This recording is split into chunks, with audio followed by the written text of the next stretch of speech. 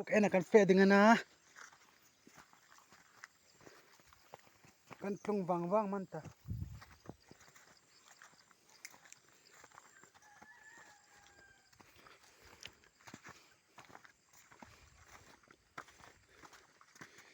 ai plung wang ta ha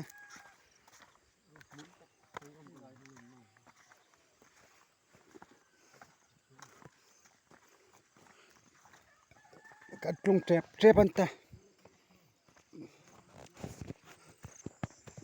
จะเว้นทางงูตรงใจนะปลูก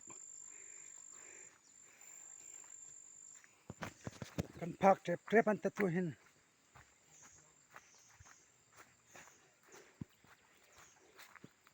ปูทางงูปลูกกันพักเจ็บตา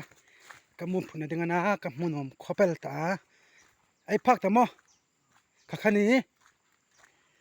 กันพักกับมันตากันลับพักหน่อยนะกันพักแต่ถึงกันพักตาเฮ็ดซอลมันหอยขับไปเลยคือขี้บายขี้ปูกะเห็นตัวเห็นปูกะกันหลุดเดินอ้อมุนหน่อหายมุนหน่อละเมลทียมุนหน่อหายโมดึงเงินไอ้ห้องบล็อกกันนี่อันหอยขี้คุยยันละมันตับคุยคอ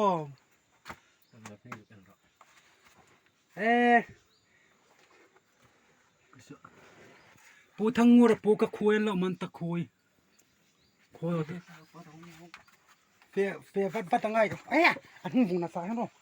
เป็นอะไรถึงเนาะ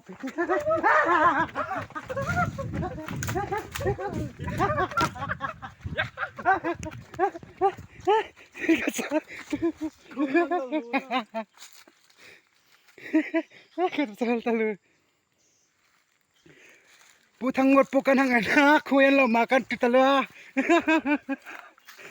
กันตานเวลา